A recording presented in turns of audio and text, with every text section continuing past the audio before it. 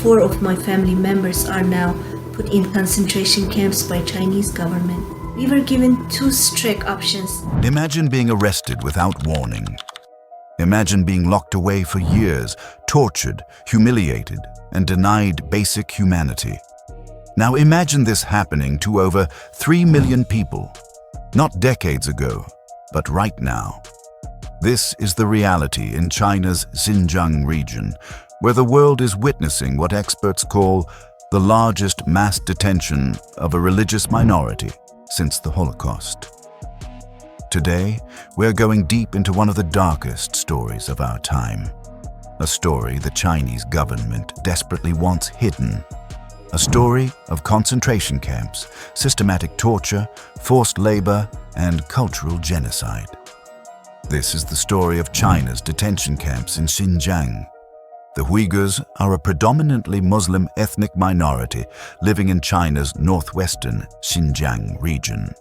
For centuries, they've maintained their distinct language, culture, and Islamic faith. But since 2017, the Chinese government has launched an unprecedented crackdown against them under the guise of fighting terrorism and extremism. Here's what we know. Between 2017 and 2021, China built over 1,200 detention facilities across Xinjiang. Satellite imagery shows massive compounds surrounded by high walls, watchtowers, and barbed wire. The Chinese government initially denied these camps existed. When that became impossible, they rebranded them as vocational education and training centers, harmless schools teaching job skills. But leaked documents, survivor testimonies, and a damning United Nations report tell a very different story.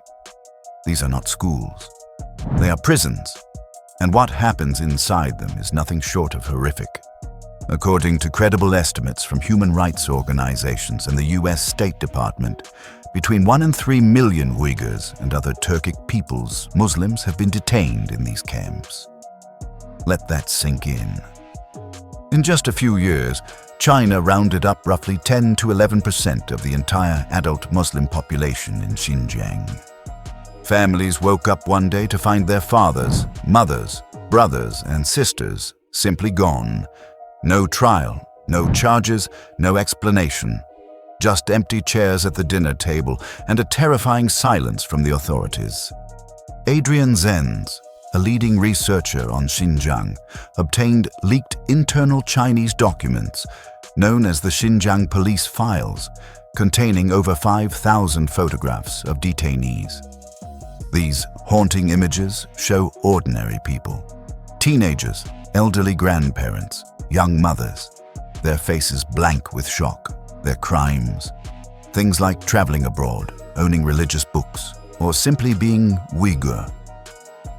Gulbahar Haitiwaji was living a peaceful life in France with her family when she received a phone call from China in 2016.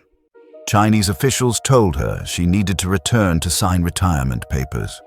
It seemed routine. She booked a flight. The moment she landed, her passport was confiscated. Within months, she was arrested and thrown into a detention camp in Karamai, where she would spend the next 2 years and 3 months. Gulbahar's testimony, shared in her memoir, How I Survived a Chinese Re-Education Camp, reveals the systematic dehumanization inside.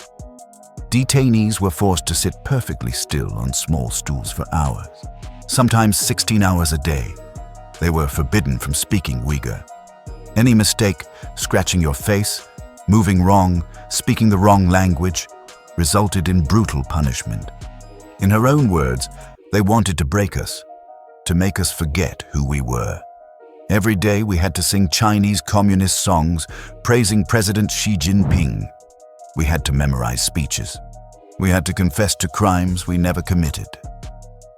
The guards subjected detainees to relentless political indoctrination. Gulbahar and others were forced to watch propaganda videos for hours, study communist ideology, and publicly denounce their faith and culture. Those who resisted faced solitary confinement, food deprivation, or worse.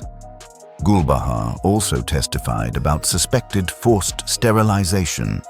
Female detainees were given injections and pills they weren't allowed to question. Many women's menstrual cycles stopped. Gulbahar believes these were chemical sterilization attempts, part of a broader campaign to control Uyghur birth rates. After more than 2 years, Gulbahar was released in 2019, but only because of intense international pressure from the French government and her daughter's relentless advocacy. Before she left, a high-ranking police official gave her a chilling warning: stay silent about what you saw. But Gulbahar refused to stay silent. Tursunay Ziyawudun's nightmare began when she and her husband tried to visit Kazakhstan in 2017. They were stopped at the border and interrogated. Though eventually released, Tursunay was detained again just months later and sent to a camp near Xinjiang County. She was released after a few months due to health issues. But in March 2018, authorities came for her again. This time, she says, the conditions were even worse. Tursunay's testimony at the International Religious Freedom Summit in Washington, D.C. was one of the most harrowing accounts to emerge from the camps. She described being removed from her cell at night, along with younger women, and taken to masked men. In her testimony, she stated, "I was raped by 3 of them together. I remember it very clearly. Some women disappeared after being taken away at night. They never came back to the cell. We never saw them again." Tursunay also described systematic torture, beatings with metal rods, electric shocks, and psychological abuse designed to destroy their sense of self. She watched fellow detainees, innocent people, broken down until they could barely speak or move. Like Gulbahar, Tursunay testified that she and other detainees were given mysterious injections and pills. Guards refused to explain what they were. Many women stopped menstruating. Tursunay believes she was forcibly sterilized and her health has never recovered. After her release, Tursunay fled to Kazakhstan and eventually to the United States. She now lives in exile, knowing that speaking out puts any remaining family in China at risk. But she refuses to be silenced. "I've come to see it as my duty to be the voice for those people who are in the camps, those who died in front of my own eyes, and those who are being held unjustly in prison. Millions of Uyghurs are suffering, and they are alive only because they have the hope and belief that there is justice in this world." Not all witnesses were detainees. Kelbinur Siddiq, an ethnic Uzbek woman, was a Mandarin Chinese teacher in Xinjiang. In 2017, authorities ordered her to teach inside the camps. She had no choice but to comply. What she witnessed inside will haunt her forever. In her testimony to the Human Rights Foundation, Kelbinur described the camp. There were about 7,000 men there, with 13 to 14 crammed into each cell. They slept on the floor. I had to pass through 11 iron security doors to enter, with police watching at every checkpoint. Kelbinur taught Chinese language classes, but she also saw things that revealed the camp's true purpose. She witnessed detainees being dragged away, screaming. She heard the sounds of torture echoing through the halls. She saw men so broken they could barely stand.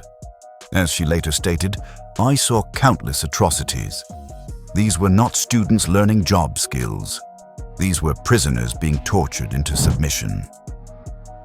In October 2019, Kelbinur managed to escape to the Netherlands, where her daughter had been living. Her husband, who is Uyghur, was not allowed to leave China. Since fleeing, Kelbinur has become an advocate for the Uyghur people. In retaliation, Chinese police have harassed her through WeChat, China's messaging app. In 2021, they forced her husband to call her on camera and publicly denounce her. They made him demand a divorce. The Chinese state wanted to break her, but she continues to speak. These individual stories are part of a much larger, terrifyingly organized system. Leaked Chinese government documents, including the 2019 China cables and the 2022 Xinjiang police files, have given us rare insight into how these camps actually function. Internal camp directives show that detainees are under total control. Guards patrol with rifles and are authorized to shoot to kill anyone attempting to escape. The camps have watchtowers, multiple layers of security fencing, and surveillance cameras everywhere. Detainees must follow strict schedules, wake at 6 a.m., sing patriotic songs, study communist ideology, confess their supposed crimes, and undergo hours of what China calls transformation through education. Speaking Uyghur, praying, or showing any sign of their culture is punished. The Xinjiang police files reveal why people are detained. Reasons include owning a Quran, praying 5 times a day, having relatives abroad, using WhatsApp, wearing a veil, growing a beard, traveling to Turkey or other Muslim-majority countries, or simply being related to someone who did any of these things. One particularly chilling file shows an 18-year-old high school student detained for visiting a sensitive location, likely a mosque. Another shows a 73-year-old retired farmer locked up for owning religious books. Those who graduate from the camps don't go free. Many are transferred to forced labor programs. A 2025 report by the Simon Skjodt Center for the Prevention of Genocide found that nearly 3 million Uyghurs were subjected to forced labor in 2023 alone. These workers are sent to factories across China, producing goods for major global brands. They make clothes, electronics, solar panels, products that end up in stores around the world. They work long hours for little or no pay, under constant surveillance, unable to leave. In August 2022, after years of investigation and immense pressure, the United Nations Office of the High Commissioner for Human Rights released a devastating 48-page report on Xinjiang. The report's findings were unequivocal. China has committed serious human rights violations against Uyghurs and other Muslim minorities. The report stated that allegations of torture, sexual violence, forced medical treatment, and arbitrary detention are credible. Most significantly, the UN concluded the extent of arbitrary and discriminatory detention of members of Uyghur and other predominantly Muslim groups may constitute international crimes, in particular crimes against humanity. Let that sink in. The United Nations, the world's foremost international body, officially stated that China's actions may constitute crimes against humanity. Several countries, including the United States, Canada, the United Kingdom, and France, have gone further, officially recognizing these atrocities as genocide.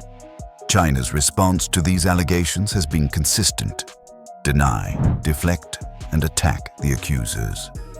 The Chinese government claims the camps are vocational training centers that help Uyghurs escape poverty and fight extremism. They insist all participants attend voluntarily and are free to leave after completing their studies. They call survivor testimonies lies fabricated by Western powers to contain China's rise. In 2019, China even claimed that all detainees had graduated and found good jobs. Yet satellite imagery and survivor reports confirm that many camps remain operational. A 2025 report found that over 500,000 Uyghurs are still imprisoned in formal detention centers or camps. China has also launched a propaganda campaign featuring carefully scripted videos of smiling Uyghurs praising the government. But these videos only raise more questions. Why would people who voluntarily attended job training need to be kept behind razor wire and guard towers? Despite overwhelming evidence, the international response has been weak and fragmented. While some countries have imposed sanctions on Chinese officials and banned imports of goods made with forced labor, these measures have done little to change China's behavior. Why? Because China is an economic superpower. Countries fear retaliation. Businesses don't want to lose access to Chinese markets, and the UN Security Council, where real action could be taken, is blocked by China itself, which holds veto power. Even more troubling, many countries have actively defended China.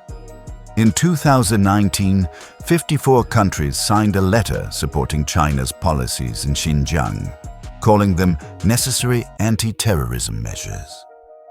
These countries included Russia, Saudi Arabia, and several predominantly Muslim nations.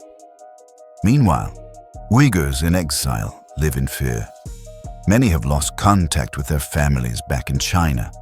Those who speak out face harassment, threats, and attacks, even in supposedly safe countries. Today, the situation in Xinjiang remains dire. While some of the massive camps may have closed or reduced in size, China has simply shifted tactics. Detainees are now sent to formal prisons under trumped-up terrorism charges, where conditions are even worse and families have even less information. The forced labor system continues to expand. Birth rates among Uyghurs have plummeted, falling by over 60% in some regions, evidence of ongoing forced sterilization campaigns. And surveillance in Xinjiang remains all-encompassing, with facial recognition cameras, phone monitoring, and constant checkpoints. This is not history. This is happening right now. While you watch this video, over 500,000 people are imprisoned in China simply for being Uyghur. Millions more live under a surveillance state so oppressive, it's been compared to George Orwell's 1984. The stories of Gulbahar, Tursunai, Kelbinur, and countless others remind us that behind every statistic is a human being.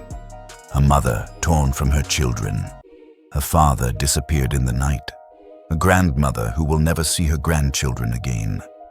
China is committing cultural genocide against the Uyghur people. It's systematic, it's deliberate, and it's backed by one of the most powerful governments on earth. The question is, will the world continue to look away? If this video opened your eyes to what's happening in China, please share it. The more people who know, the harder it becomes for governments to stay silent. And if you want to help, support organizations like the Uyghur Human Rights Project, Human Rights Watch, and Amnesty International, who are fighting for justice.